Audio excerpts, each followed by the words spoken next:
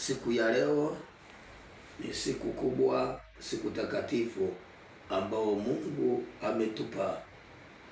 Siku ya leo ametupa kama maandiko yanavyosema,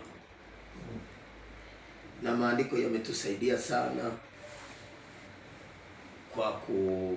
kwa kuyasoma na kwa kuelewa kwamba Mungu ni wa namna gani. Lakini Mungu ni Mungu wa watu wote, aliyowafanya yeye kwa mkono wake, aliyeumba vitu vyote hivi. Ameviumba ili kusudi wanadamu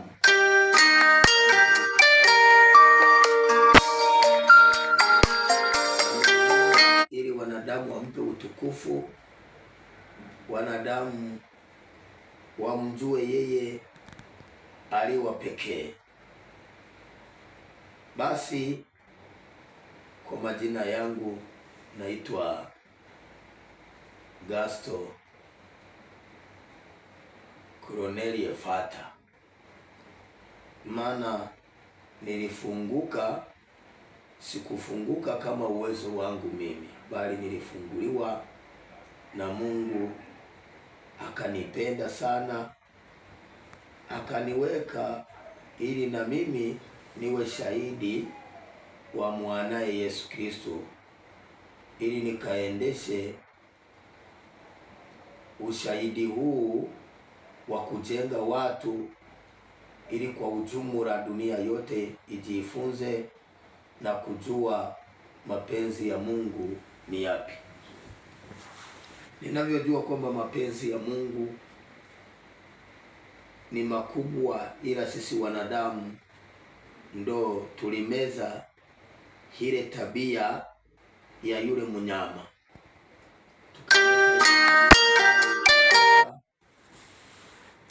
hiyo tabia mbaya ambayo ni ya yule nyoka. Nyoka huyu Shetani. Kawaida ya Shetani ni nyoka, mnyama mbaya ambao ameumeza ulimwengu, akazimeza akili za wanadamu wote, tukashindwa kutumia akili za kimungu, tukatumia akili za kishetani. Ndio maana dunia yote ikawa ya kuchukiana, upendo kakosa katika dunia nzima.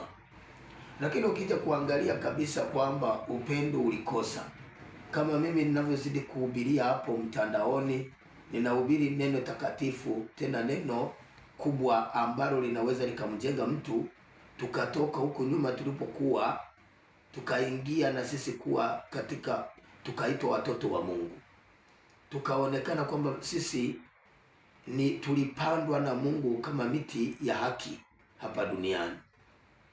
Lakini sasa linaloshangaza, wanadamu wanapenda kushuhudia mambo ya dunia tu, yale yaliyo ya Mungu ambayo yanatokana na Mungu, Mungu ambaye anakaa mbinguni. Hatutaki kujifunza. Ukija kuangalia mtu anataka atembee na matendo yale ya kale, yale matendo ya kale, wakati Mungu yanamchukiza, maana ni matendo ya kishetani.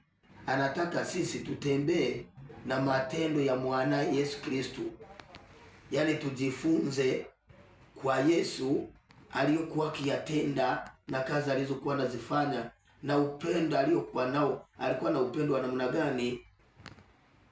Kwa sababu kuangalia Yesu, upendo aliyokuwa nao, alikuwa na upendo mkubwa sana, kwa sababu hakuna, yani ukija kuangalia katika kwenye kitabu hiki ambacho ni kitabu cha Biblia kilichoandika maneno ya Mungu, watu wote wangejua siri ya kitabu hiki, kila mmoja angekipenda kuliko hata kupenda vitu. Mtu anapenda kuangalia maigizo kwenye TV ya mwanadamu, anaigiza pale. Mtu anapenda kuangalia vitu vya watu waliovua, wako uchi. Anashindwa angalau hata kufungua Biblia zima hata kwenye simu. Angalau anapopumzika kutoka kazini, akasema kwamba ngoja angalau niingie katika kwenye kitabu fulani nisome, niangalie. Yani inafundishwa nini? Hamna. Mtu hawezi kushughulika na hayo, anashughulika na vitu ambavyo havina faida.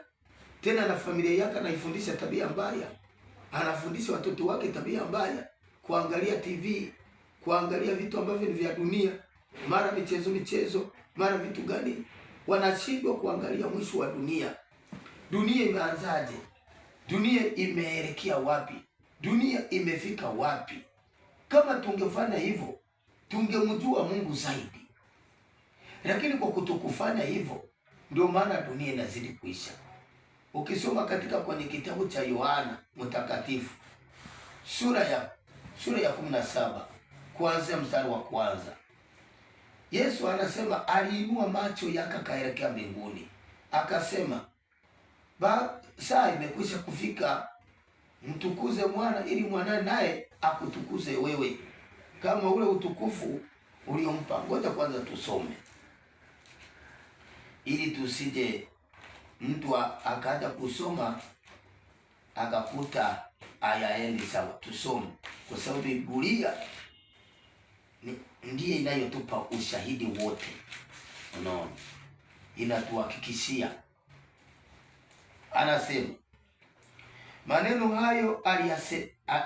maneno hayo aliyasema Yesu, akainua macho yake akaelekea mbinguni, akisema, Baba, imekwisha kufika, mtukuze. Saa imekwisha kufika, mtukuze mwanao ili mwanao wako naye akutukuze wewe, kama vile ulivyompa mamlaka juu ya wote wenye mwili, ili ya kwamba wote uliompa awape uzima wa milele. Na uzima wa milele ndio huu, wakujue wewe Mungu wa pekee wa kweli, na Yesu Kristo uliyemtuma. Mimi nimekutukuza duniani, hali nimeimaliza kazi ile ulionipa niifanye.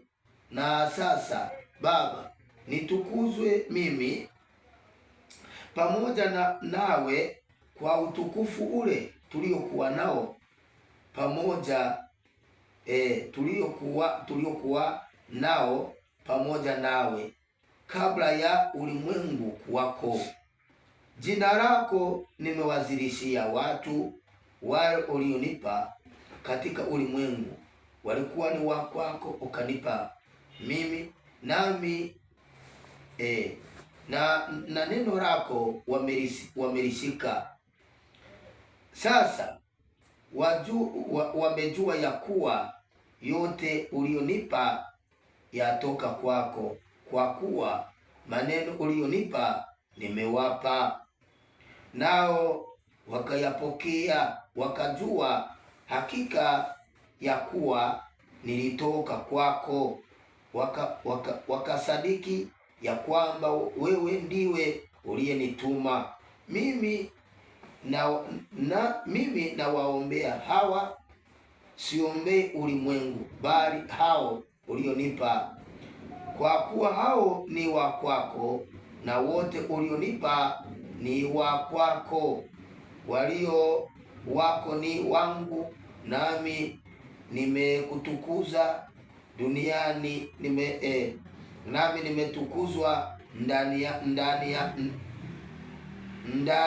yako. Wala mimi sio tena, wala mimi simo tena ulimwenguni, lakini hawa wamo ulimwenguni. Nami naja kwako Baba Mtakatifu, kwa jina lako naja kwako Mtakatifu, kwa jina lako ulilonipa, walinde hawa ili wawe na umoja kama sisi nilivyo pamoja, nilipokuwa hapo pamoja nao, nami niliwalinda kwa jina lako ulilonipa,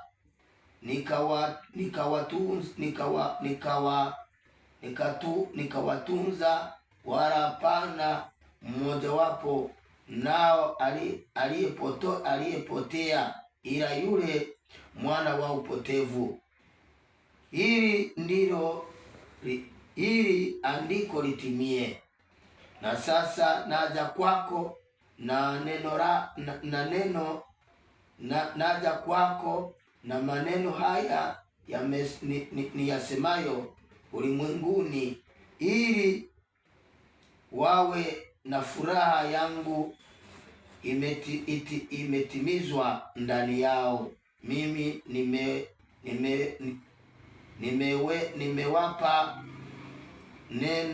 nimewapa neno lako nimewapa neno lako, na ulimwengu umewachukia, kwa kuwa hao si wa ulimwengu kama mimi nisivyo wa ulimwengu.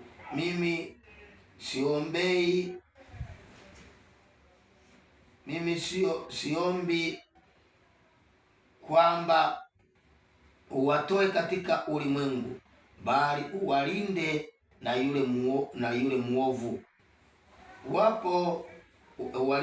Uwalinde na yule muovu.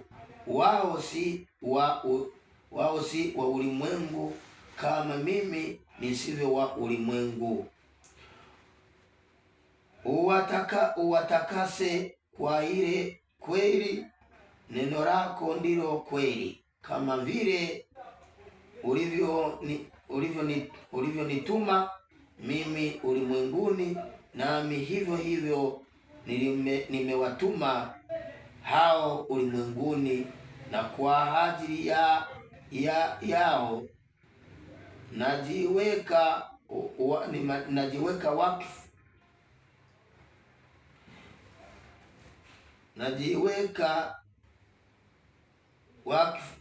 wakifu mwenyewe, ili nao watakaswe katika kweli. Wala si hao tu, naombea lakini na wale watakaoamini kwa sababu ya neno lao, wote wawe na umoja, kama wewe Baba nilivyo ndani yangu nami ndani yao, hao nao wawe ndani yetu, ili ulimwengu upate usadiki ya kwamba wewe ndiye uliyenituma. Kwa hiyo mimi ninachoeleza hapa, ndugu yangu mtazamaji, unalisikia neno hili takatifu lenye nguvu. Yesu alipokuja ulimwenguni alitumwa na Mungu, na alipotumwa na Mungu kweli, unaona kwamba katika kutumwa kwake ulimwengu ulimkataa na neno lake wakalikataa, wakapenda ulimwengu. Lakini wakatoka baadhi ambao ni wanafunzi wake, wakaona Yesu anayeyaongea ni kweli, wakampenda, wakashikamana naye mchana na usiku, na wakakubali kwamba huyu mtu ametoka kwa Mungu. Lakini angalia, ulimwengu ulimchukia, hawakuamini kama alitoka kwa Mungu, mpaka wanaweka mikakati ya kumuua, kumwangamiza na kumuua. Lakini wale waliokuwa ni wavuvi, sio wasomi, hawana akili ndefu, hao walio na akili ni waamuzi wa dunia, wakashindwa kumjua Mungu, wakashindwa kumjua Yesu. Yesu alikuja kwa ajili ya neno la Mungu. Kwa nini anakuja Yesu? Ni kwa sababu anaona kabisa ulimwengu umepotoka, umerudi katika kwenye dunia, hauna mipango na Mungu, na anasema kabisa kwamba uzima wa milele ndio huu, wakujue wewe Mungu wa pekee uliyenituma mimi. Yaani ukitaka kupata uzima, hautaki kukaa katika kwenye mambo ya TV, hautaki kukaa katika kwenye mambo ya dunia tu, kwamba ninaenda sijui kwenye vikoba, muda ule au sijui naenda kwa shoga, ule muda unaotumia ungekuwa na Biblia yako, unasoma maandiko, unaangalia Mungu anasema nini, hii dunia tungesamehewa. Maana dunia hii imebaki katika kwenye vitu, yaani tumebaki katika kwenye dhambi. Ndio maana hii dunia imeshamchukiza Mungu, imeshamchukiza Mungu hii dunia. Ndio maana tunatangaziwa hukumu, ndio maana vifo vinaongezeka, watu hawana habari na Mungu. Ila ya dunia yamekuwa matamu. Mtu anawasha TV yake na familia yake, wanaanza kubishania mpira. Kwa nini msibasi? Kwa nini mtu asibishanie neno angalau kwamba yani andiko hili liko Mathayo au liko Marko, litafute ili angalau hata watoto wako wakakuwa katika kwenye misingi ya kimungu. Yaani mtu analea watoto lakini watoto wale anawaweka katika kwenye misingi ya kidunia tu. Imegata. Yaani mtoto wako utakiwa kumweka kwenye misingi ya dunia. Mtoto wako unatakiwa umweke kwenye misingi ya Mungu. Unapodhibiti TV, mtoto umemletea maisha mazuri ambayo atakaoishi milele na milele, ukamwelekeza katika kwenye neno la Mungu, hata waongoza familia nzima kimaombi. Familia yote haitavamiwa na pepo mchafu. Familia yote itakuwa ni familia takatifu. Watoto wote watakuwa wanajua maandiko. Hata wakienda katika kwenye kazi zao au katika shule, wanakuwa hata wenzao wanaofundisha. Ile muda ambao wanamaliza kwenye michezo, wanaumalizia katika kwenye darasa la kimungu.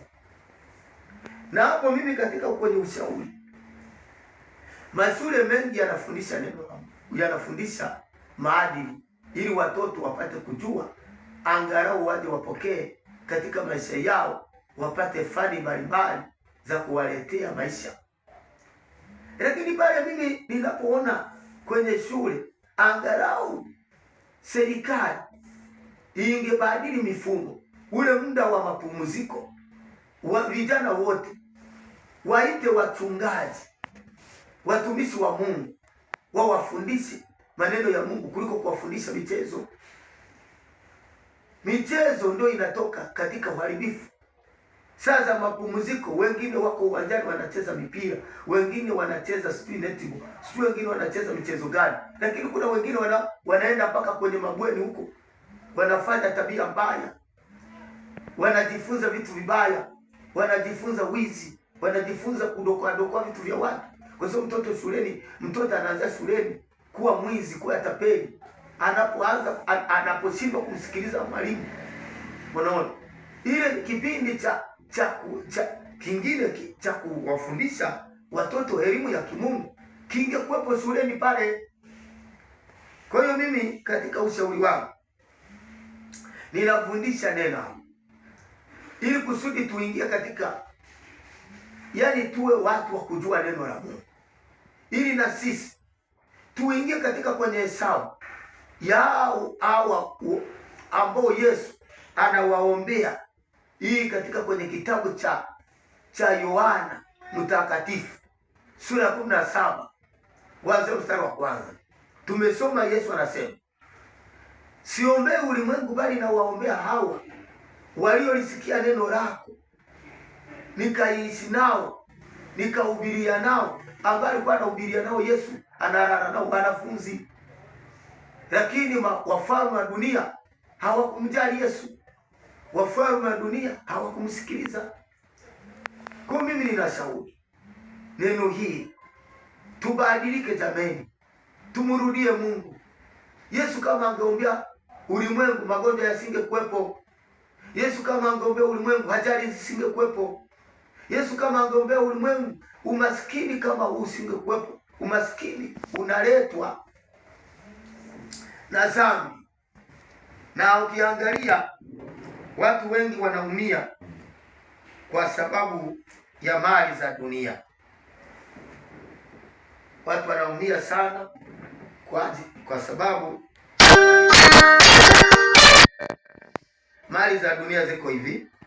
Sio kwamba Mungu, yani dhambi ilibakiza, dhambi imekula utajiri wetu dunia nzima.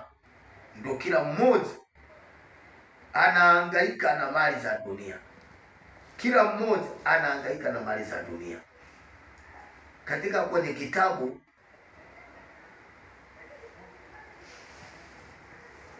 kitabu cha Waamuzi kinatuelekeza.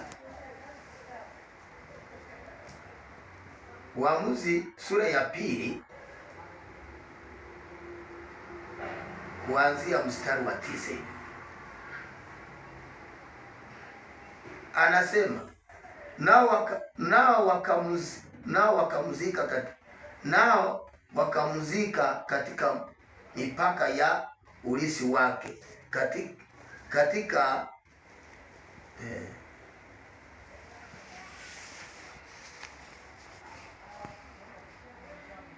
twende mstari wa 11. Anasema wana wa Israeli walifanya yaliyokuwa ni maovu mbele za Bwana, mbele za macho ya Bwana, nao wakawatumikia mabahari. Unaona sasa, wale manabii wa bahari ni uhasi ambao watu wanaabudu, ni uhasi. Tukirudi katika kwenye mstari wa, tuangalia hapa katika kwenye mstari wa 5. Mstari wa 5 anasema basi hapo Yoshua alipowapa watu ruhusa waende zao, wana wa Israeli wakaenda kila mtu kuendea ulisi wake ili kumiliki hiyo nchi. Watu hao hawakumtumikia Bwana siku zote za Yoshua na siku zote za hao wazee waliendelea siku zao baada ya Yoshua. Hao waliokuwa wameona hiyo kazi kubwa ya Bwana yote aliyokuwa ameitenda kwa ahadi ya Israeli. Kazi kubwa Mungu alifanya, lakini wao hawakumtumikia Mungu. Na ukiangalia hiki kizazi ndivyo kinavyoendelea. Ukija kumwambia mambo yanayohusikana na Mungu, unakutana na mabango makali, wewe ulio mchungaji. Ndio maana wachungaji katika dunia hii wanatukanwa sana, wanazarulika sana, hawana hata sehemu yoyote, bali wanapangiwa maovu mabaya, hawapangiwi mambo mazuri, wakati hawajui. Unapopangia mchungaji jambo lolote lilo baya au lilo lizuri, Mungu anakuwa analiona. Mungu anasema mwanadamu ni kitu gani ambacho anaweza kukifanya nisikijue? Yaani kila chochote tunachokifanya hapa duniani Mungu anakijua. Unapowaza mawazo mabaya Mungu anajua. Ndio maana Mathayo 7 mstari wa 1 anasema usihukumu usije ukahukumiwa. Kile kipimo utakachokipima ndicho na wewe utakachokipimiwa. Atakayeua kwa upanga ataua kwa upanga, atakayeua kwa shoka ataua kwa shoka, atakayeua kwa risasi ataua kwa risasi, atakayeua mtu kwa sumu ataua kwa sumu. Ila watu maneno haya Mungu yanaongea, lakini watu hawayaamini. Ndio maana dunia inazidi kufilisika, kwa sababu kazi ya Mungu tumeiweka pembeni, na hatukumbuki kwamba Mungu alituumba ili tufanye kazi gani. Mungu alituumba tumwabudu tu. Mungu ametuumba kwa ajili ya kumwabudu. Vitu vyote ameviweka katika kwenye hali za utajiri mkubwa, na uraji wetu na mili yetu kunenepa na kunawiri, inatoka kwa ajili ya ardhi. Samaki Mungu akatupa za kutosha, lakini Mungu amefanya hayo yote, ametoka mikono bure. Na ndio maana anasema katika kwenye kitabu cha Isaya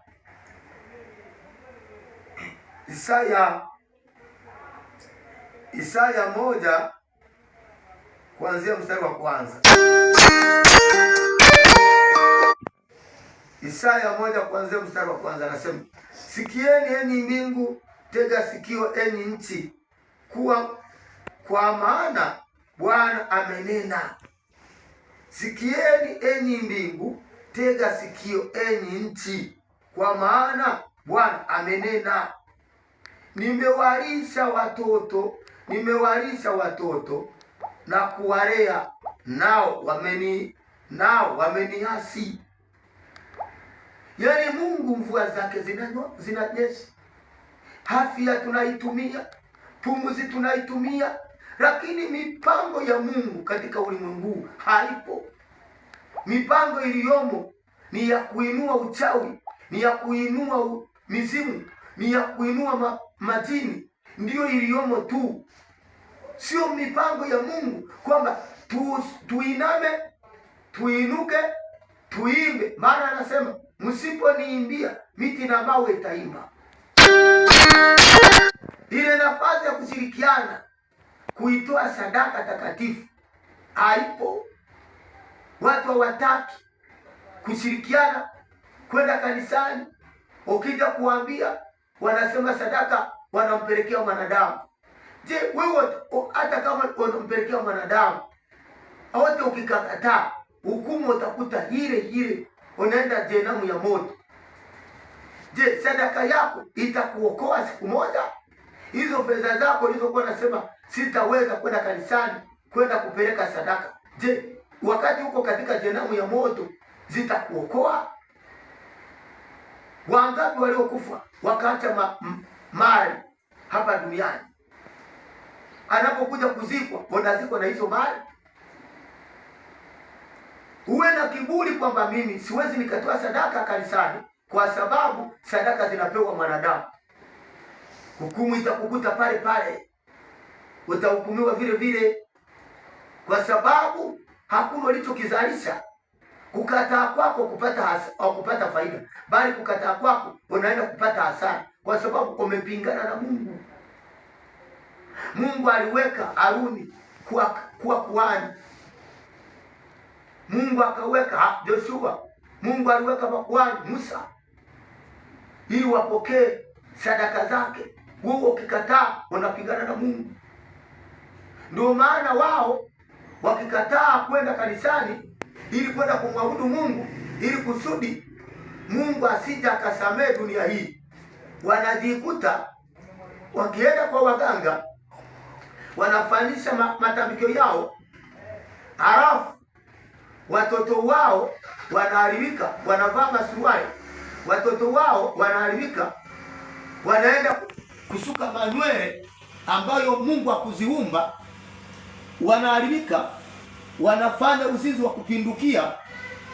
Yaani familia yote nzima, unakuta baba ni mzinzi, unakuta mama ni mzinzi, unakuta mtoto ni mzinzi, wote hawana mipango na Mungu. Ndio maana dunia hii inazidi kupigwa laana. Hapa Mungu anasema, lisikieni enyi mbingu, tegeni sikio enyi nchi. Yaani na mimi nasema kwamba sikiliza neno hili nalo kuhubiria mimi kama mchungaji, na kuambia tega sikio lako ili ukasikilize neno la Bwana. Ndivyo Mungu alivyokuwa anasema, kwa maana Bwana amenena, nimewalisha watoto na kuwalea, nao wameniasi. Huo ni uasi mkubwa. Unaikuta hiyo familia ambayo inaishi katika maisha hayo imehasi. Hata familia ambayo mjui Yesu imehasi, hata kama inamsema Mungu, kwa sababu hiyo ni amri ya 3. Amri ya 3 inasema usilitaje jina la Bwana Mungu wako bure, maana mtu yule alitajaye jina la Mungu bure hata hesabiwa kwamba hana hatia.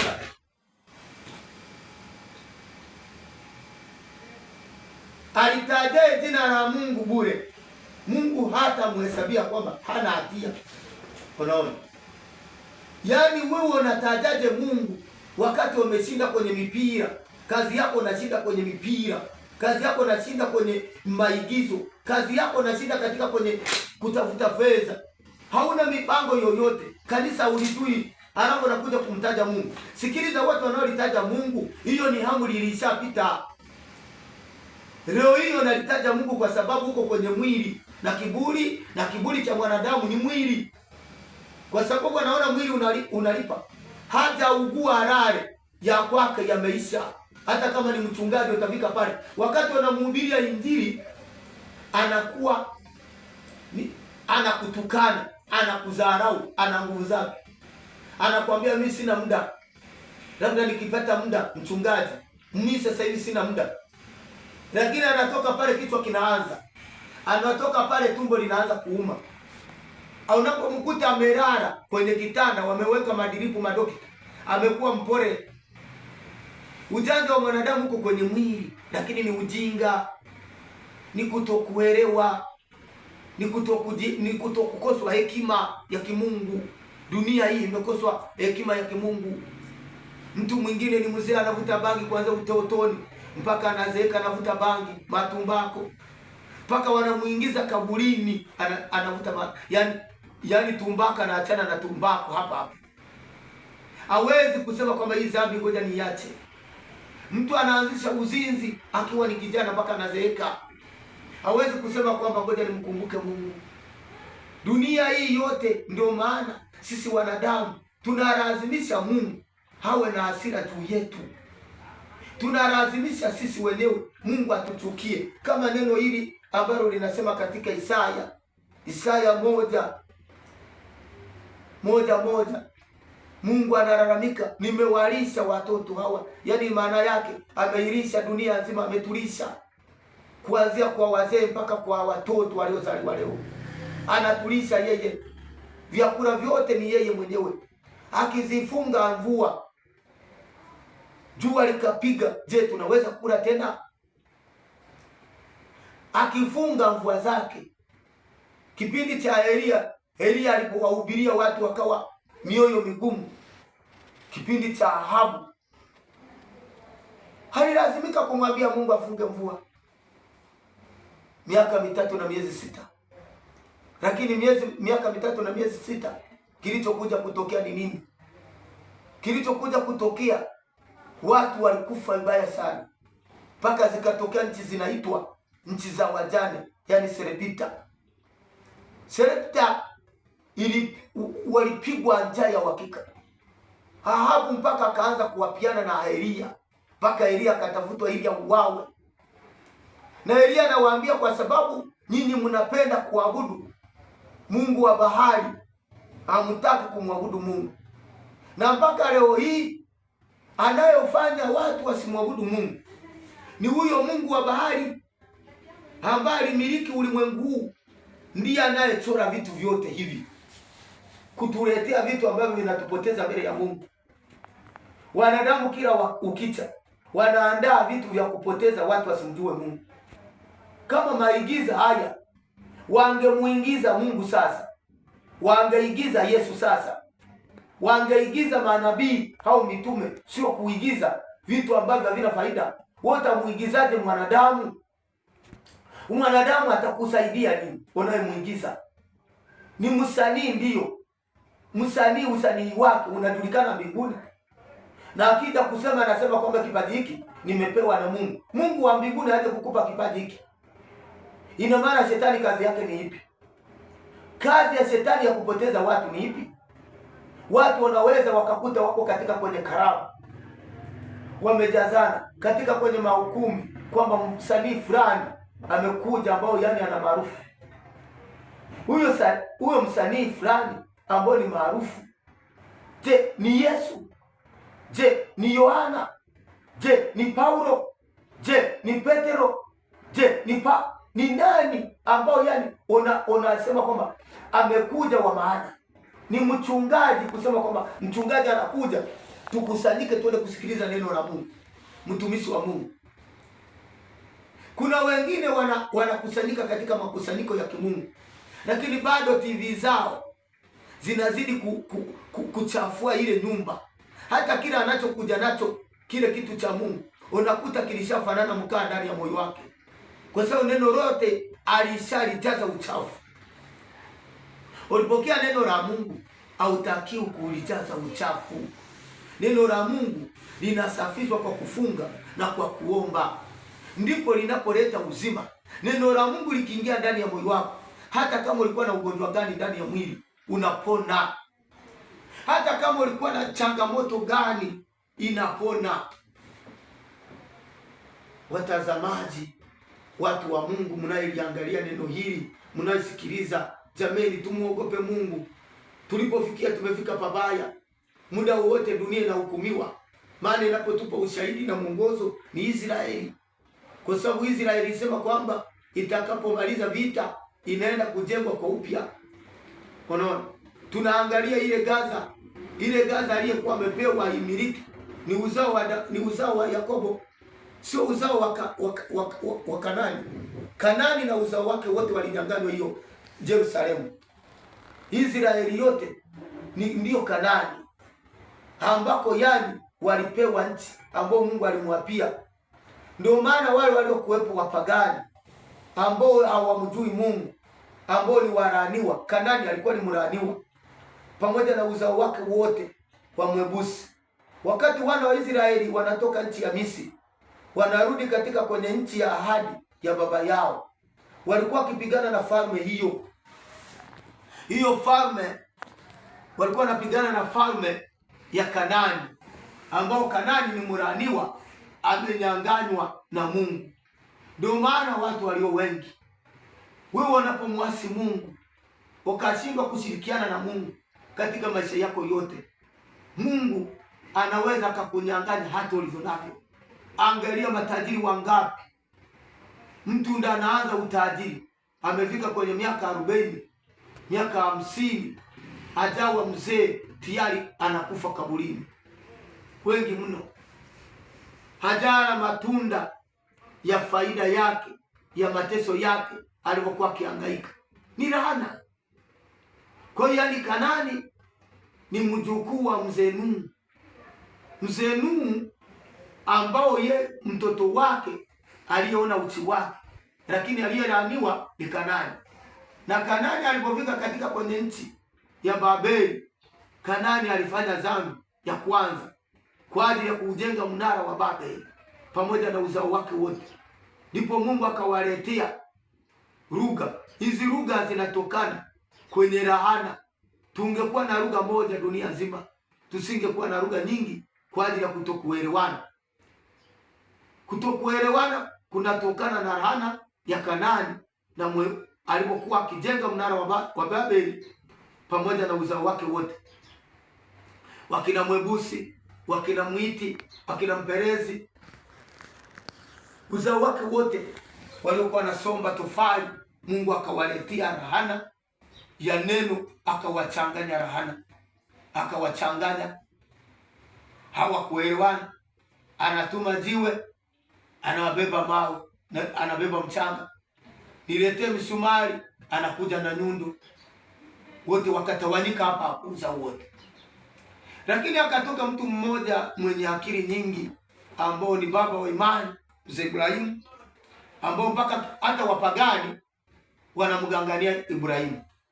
Mimi niliona hapa juzi mama mmoja yuko kule Israeli, analia, amevaa ushungi, ni Muislamu, analia kwamba eneo walipomzika Ibrahimu ndipo tuliponyang'anywa na Israeli. Wangesoma maandiko wangeelewa. Wale ni uzao wa Kanani, ambao Kanani alikuwa ni mlaaniwa. Israeli ni uzao ule uliotolewa Misri. Hawa wanaonyang'anywa ile nchi kuanzia Gaza sio wa Israeli. Hapana. Hao ni watu waliokuwemo, ambao mpaka Mungu anasema hapa katika kwenye kitabu cha Waamuzi Unaona, anasema mstari wa ngapi? Waamuzi anasema hapa, Waamuzi 1 kuanzia 1 tunasoma hapo. Anasema ikawa baada ya kufa kwake Joshua, wana wa Israeli walimuuliza Bwana wakisema, ni nani atakaye kwea, yani ni nani atakaye tuongoza kwanza kwa ajili yetu juu ya Wakanani? Unasikia sasa? Ikawa yani tunairudia, ikawa baada ya kufa kwake Joshua, wana wa Israeli walimuuliza Bwana wakasema, ni nani atakaye tuongoza kwanza kwa ajili yetu juu ya Wakanani? Yani ni nani atakayesimama, kwa sababu Musa alipigana nao. Kila hiyo nchi ya Kanani ilikuwa imesonga watu wengi, uzao umeshaongezeka wa Kanani. Lakini uzao ule ukuongezeka, ulikuwa sio taifa linalotokana na Mungu. Lilikuwa ni taifa ambalo limelaniwa. Mtu yeyote ambaye ni mtenda dhambi katika dunia hii, Mungu hausikani naye, ila analazimisha tu kwa maneno yake, anafurahisha ulimi wake. Kama unatenda dhambi, dhambi zinajulikana, mabaya yanajulikana. Hauwapendi wenzako, hauendi sawa sawa na wenzako, hauhurumii wenzako, roho yako ni katili. Yani sikiliza, wewe Mungu anakuchukia. Mungu hakupendi, ambao wewe unatakiwa kutenda yale ambayo Mungu anayapenda ili uwe sawa na Mungu. Kuishi kwako kwa miaka, usijidai zaidi, bali jidai wakati siku ile hukumu inakuja, watu hawaendi motoni, wanaenda mbinguni. Ndio naweza kujidai kwamba mimi nilitenda mazuri duniani, nikaenda sawa sawa na maagizo ya Mungu, ndio maana nimeshinda, ninaenda mbinguni. Kwa hiyo yani walipomuuliza Bwana, unaona, atakaye kwenda mbele za watu, Bwana akasema Yuda atakwea, tazama nimemtia hiyo nchi mkononi mwake. Yani nchi ya Kanani yote, ndio Israeli, ameiweka kwenye mikono ya Yuda. Wakati hiyo nchi ilikuwa inaongozwa na Joshua alikabidhiwa Musa kwa mamlaka ya Mungu. Joshua, unaona, na yeye alipokufa inakabidhiwa Yuda. Sasa hiyo Yuda, twende. Ndipo Yuda akamwambia Simeoni ndugu yake, kwea wewe pamoja nami katika kura yangu, ili tupate kupigana na Wakanani. Kisha nami nitakwenda pamoja nawe katika kura yako. Basi Simeoni akaenda pamoja naye. Kwa hiyo Wakanani ndio naona watu ambao hawashirikiani na Yesu, wanampinga Yesu, wamepotoka. Hasa Waislamu wamepotoka moja kwa moja, wanampinga Yesu. Ndio lile taifa ambalo Mungu anampa huyu Yuda.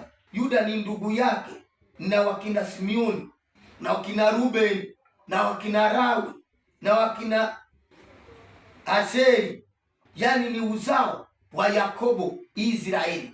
Yakobo ndiye aliyekutana na Mungu hana kwa ana. Yakobo akapewa jina la Israeli, ni taifa teule takatifu. Kwa hiyo hili taifa lilikuwepo la Kanani ambaye anatokana na Msenu aliyepona katika kwenye safina ile gharika ya maji ya mvua iliyopiga siku 43. Kwa hiyo tunaona kwamba Mungu hashirikiani na taifa hili la Kanani. Mungu anashirikiana na taifa la Israeli tu. Kwa hiyo mama alipolia anasema kwamba wao ndio uzao wa Ibrahimu, haujulikani hapa. Linalojulikana ni taifa la Kanaani. Linalojulikana ni taifa la Israeli, sio la Kanaani. Kanaani ni mlaaniwa. Sasa tunaendelea hapa mstari wa 3. Anasema ndipo Yuda akamchagua hapa. Tunaenda mstari wa 4. Anasema Yuda akakwea naye Bwana akamtia Wakanani na Waperezi mkononi mwao, nao wakapigana huko Bezeki watu 10,000.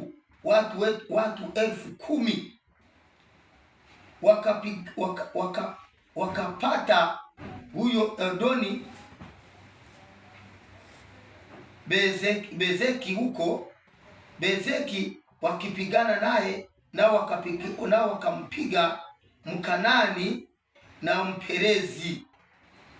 Lakini Edoni Bezeki akakimbia, nao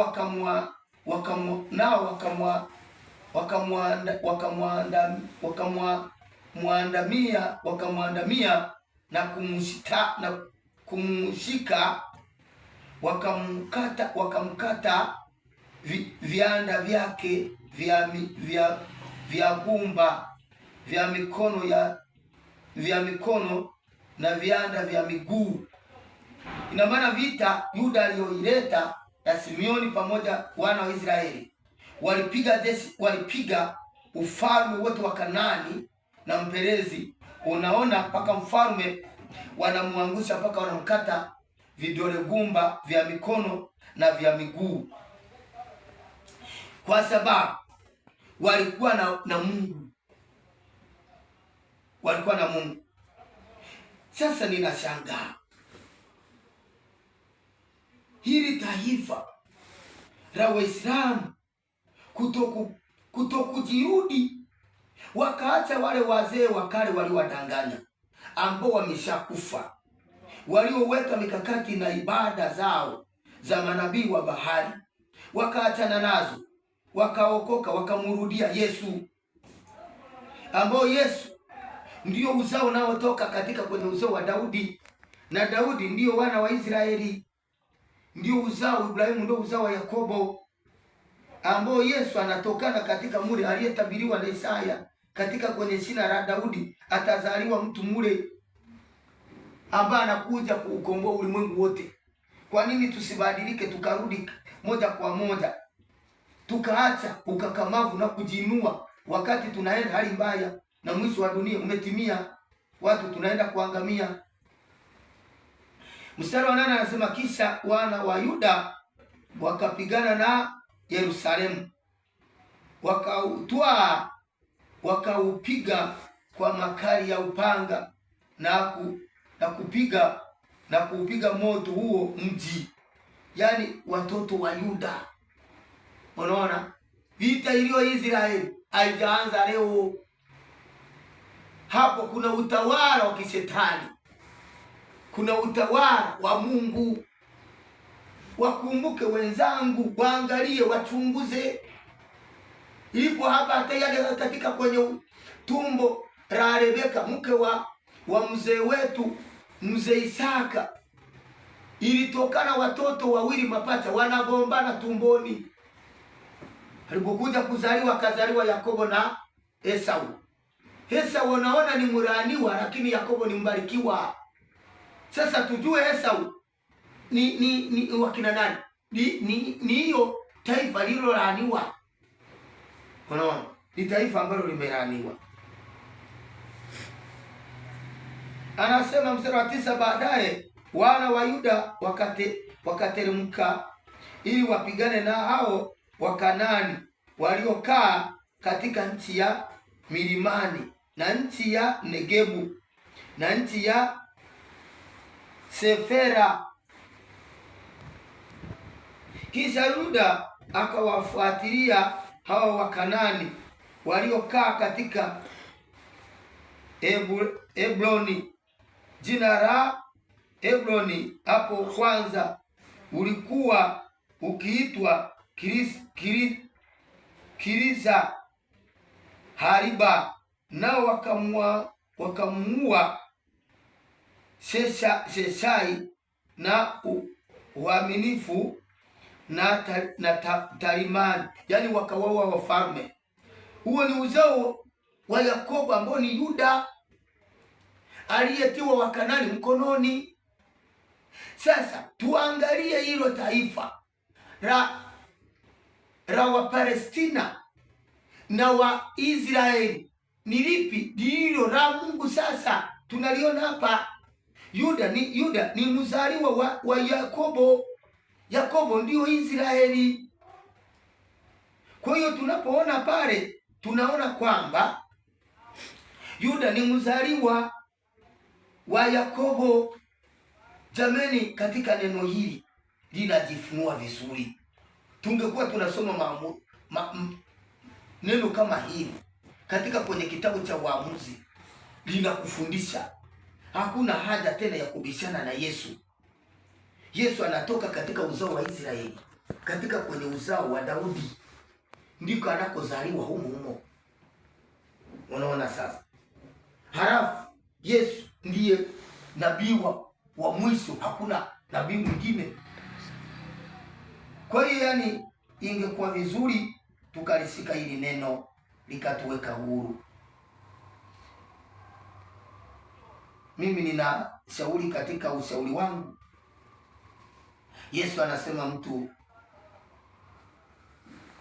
asiyebatizwa kwa maji na kumpokea Roho Mtakatifu hana uzima wa milele, na wala Yesu akija hatamfufua, bali Yesu atafufua nyakati za mwisho. Yesu anaenda kufufua watu wa Mungu. Na Mungu awabariki kwa kipindi hiki cha saa 4. Tutakutana kila kipindi, tutakuwa tunakutana saa 4 kwa ajili ya kusikiliza kipindi hiki. Tunaanza wote, tunamaliza wote, na Mungu awabariki kwa neno hili takatifu. Tulishike na tuzidi kujua zaidi, na Mungu awabariki dunia nzima. Nawatakia habari njema. Kama Tanzania tuko katika kwenye maombi makubwa. Mimi nimechukizwa sana kwa manabii wanaotabiri vifo, mara wafalme, mara marais wafe, sui rais atakufa. Kwa nini unaombea mwenzako kufa? Kwa nini unatabiri vifo? Kwa nini usitabiri kwamba dunia hii inaenda kujaa dhahabu?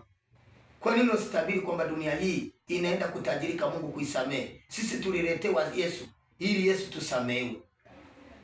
Ukisoma katika kwenye kitabu cha Yohana sura ya 3, anasema kwa jinsi hiyo Mungu aliupenda ulimwengu mpaka akamtoa mwanae wa pekee ili ulimwengu upate kuokolewa. Mungu hakumtuma mwana ulimwengu uhukumiwe, bali ulimwengu uokolewe. Na sisi tumetumwa kulijua neno. Sisi hatukutumwa. Yesu hakuja kwamba amekuja kuhukumu ulimwengu. Yesu alileta uzima, alileta upendo. Hata katika kwenye amri 2:10 alizo, katika amri 2 Yesu aliacha amri 2 kubwa akazinyosha pale. Akasema amri ya kwanza, mpende Bwana Mungu wako kwa nguvu zako zote, kwa akili zako zote, kwa mali zako zote. Yaani amri ya pili, mpende jirani yako kama nafsi yako. Utakuwaje nabii wa Mungu unatabiri kwamba rais afe, sijui kiongozi afe, sijui mbunge afe? Tusitabiri kifo, tutabiri uzima ambao tuliletewa na Yesu. Tutabiri vitu vizuri, tuwaombee vizuri, wasiugue, wasipate ajali, wasipate kifo. Tuwatabiri mambo mazuri. Wapendwa watu wa Mungu na watumishi wa Mungu, mimi nimetoka mikononi mwa Mungu kuja kuhubiri ulimwengu. Ninalihubiria neno la Mungu. Sihubiri ili watu wafe, ili tuombee dunia eti dunia ipigwe gharika. Haipo hiyo. Hata mzee Nuhu alipotoka kwenye safina hakuiombea dunia tena iangamie, bali alitoa sadaka yake kwamba dunia iwe na uzima. Tena Mungu akamwambia kwamba kwa kuwa umenitolea sadaka hii, imekuwa manukato mbele yangu, na nimeisikia harufu ya manukato ikiwa imenigusa roho yangu. Sasa yani sasa hivi sitafanya tena, sitaangamiza tena. Mungu akatoa hilo. Kwa hiyo Mungu yeye ni mtu wa huruma, ataangamiza mtu mwenye kiburi ambaye mtii. Tuombee nchi yetu hii katika uchaguzi huu ulio mbele yetu hapa sasa, uwe mzuri, watu wasiuane, vita isiwepo, watoto wetu walale vizuri, tuamke vizuri, tukiwa tunamtukuza Mungu. Tuombee nchi yetu, Mungu aijaze utajiri, ule ukame uondoke, tukiwa tunamtukuza. Tuombee wamama zetu waache kuvaa masuruali na vimini, waache kusuka manywele, waache kushawishi watu kwenye kuwafanyia uzambi za uzinzi za umaraya, ili wao watakatifu kujua kanisani. Dunia tuiombea amani, tusiombee dunia yetu kuiombea vitu vichafu vya mateso. Nami ninazidi kumsihi Mungu asiwasikilize watu wanaojiita manabii, wanaotabiri vita, wanaotabiri watu kuwana, wanaotabiri watu magonjwa, watu kufa. Hapana, Mungu asikubali mawazo yao na utabiri wao, hata kama unatoka kwa shetani. Mungu asiukubali, kwa sababu shetani ana mamlaka. Aliye na mamlaka ni Mungu, aliye na mamlaka ni Yesu. Roho Mtakatifu ndiye anayenionyesha kanisa, ndiye anayetuongoza na atatuongoza Roho Mtakatifu, na tuzidi kuomba kwa kishindo kikubwa ili tukashinde. Basi katika hilo Mungu akawabariki, Mungu awatunze wanaoendelea na kipindi hiki cha kujifunza. Ni neema takatifu, utukufu wa Mungu, na neno hili nalifunika damu ya Yesu. Neno hili naomba kila mmoja atakayejifunza kipindi hiki likamjenge, ili tupate maisha ya milele. Katika jina la Yesu Kristo nashukuru na kuomba. Amen.